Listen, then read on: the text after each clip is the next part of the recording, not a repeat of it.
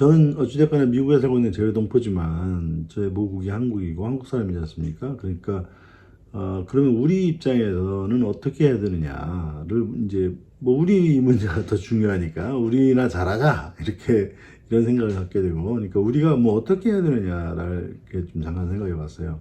어제 그 유엔 연설에서 이재명 대통령의 연설 직전에 나왔던 트럼프 대통령의 연설을 이렇게 듣고 이재명 대통령의 연설을 이렇게 들어보니까 정말 대조적인 거예요.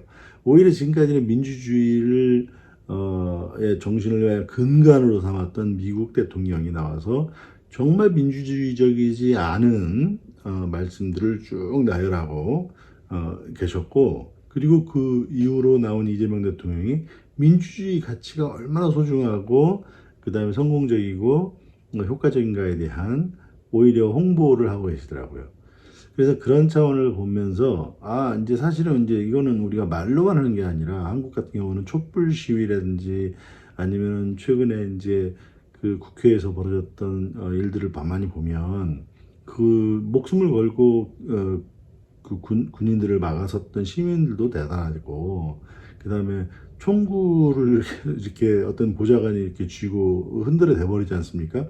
이제 그런 용감함도 굉장히 중요하지만 그보다는 저는 솔직히 더 좀 값어치 있게 쳐주고 싶은 거는 그 문 앞에까지 갔던 군인이 멈춘 거 아니에요. 그래서 부하들을 전부 다 끌고 나온 거 아닙니까?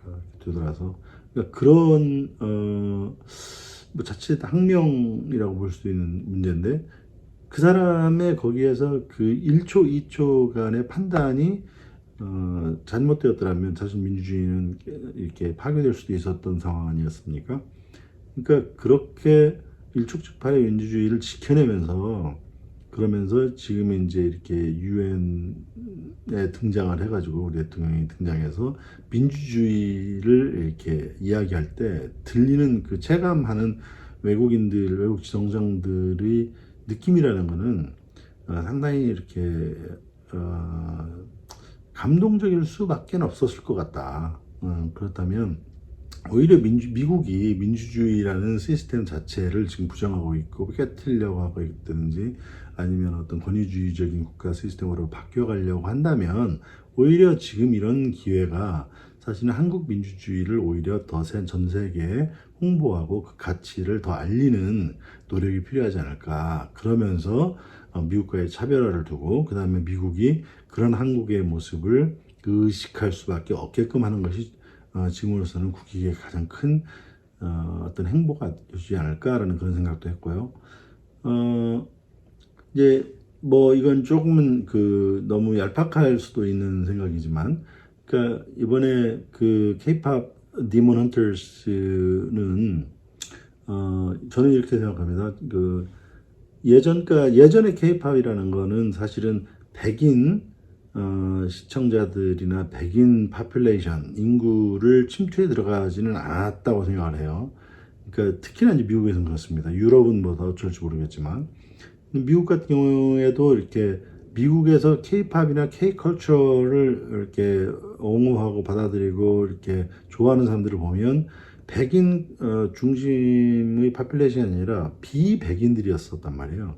그런데 이 저는 이 K-팝 디몬 헌터스를 보면서 깜짝 놀랐던 것이 뭐냐면 감성이 이렇게 느껴지는 것이 달라요. 예전에 보는 K-팝이라든지 K-컬처 아니면 뭐 K-드라마, K-영화 이런 것들을 봤을 때 느끼는 어떤 감동 포인트하고 이번에 그 K-팝 디몬 헌터스를 보면서 느낀 거는 이건 굉장히 미국적이다.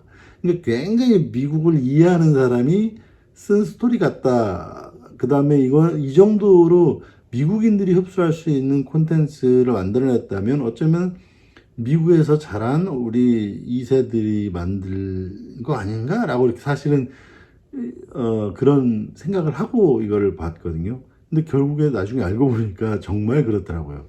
그래서 그 차이가 있습니다. 그러니까 과학적으로 어떻게 설명해야 될지 모르겠지만, 야, 이게 이렇게까지 밝게 컬처를 발전할 수 있다 그러면 정말 어마무시한 힘을 가질 수 있겠구나. 이게 바로 소프트 파워의 진수다. 이거는 예전에 할리우드를 이용한 미국의 프로파간다 식의 어떤 그런 힘보다도 어쩌면 더 강할 수 있고, 미국이 가지고 있는 하드 파워보다도 더 막강한 힘을 가질 수 있겠구나라는 그런 생각도 들더라고요. 그러니까 이런 큰 소프트 파워를 쥐고 있으니까 사실은 그런 충분한 이제 이야기를 해도 한국의 이야기를 해도 전달이 될 수 있는 어떤 채널들이 전 세계적으로 가지고 있지 않습니까?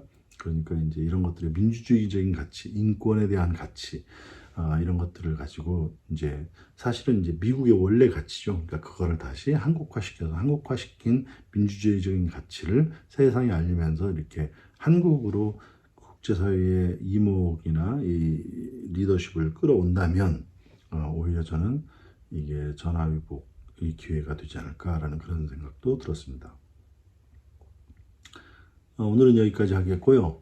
다음 주에는 혹시 비디오를 다시 만들 수 있는 기회가 된다면 제 생각에는 중국에 대한 이야기들이 많은데 저는 중국에 대해서 굉장히 회의적으로 바라보고 있거든요.